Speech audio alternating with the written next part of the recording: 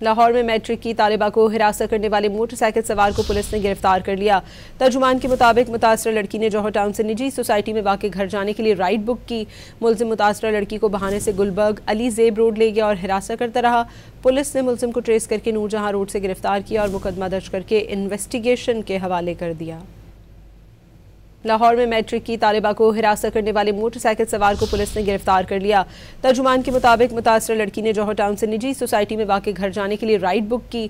मुलजिम मुतासरा लड़की को बहाने से गुलबर्ग अली जेब रोड ले गया और हिरासत करता रहा। पुलिस ने मुलजिम को ट्रेस करके नूरजहां रोड से गिरफ्तार किया और मुकदमा दर्ज करके इन्वेस्टिगेशन के हवाले कर दिया। लाहौर में मैट्रिक की तालिबा को हिरासत करने वाले मोटरसाइकिल सवार को पुलिस ने गिरफ्तार कर लिया। तर्जुमान के मुताबिक मुतासरा लड़की ने जौहर टाउन से निजी सोसाइटी में वाक़ घर जाने के लिए राइड बुक की। मुलजिम मुतासरा लड़की को बहाने से गुलबर्ग अली जेब रोड ले गया और हिरासत करता रहा। पुलिस ने मुलजिम को ट्रेस करके नूरजहां रोड से गिरफ्तार किया और मुकदमा दर्ज करके इन्वेस्टिगेशन के हवाले कर दिया।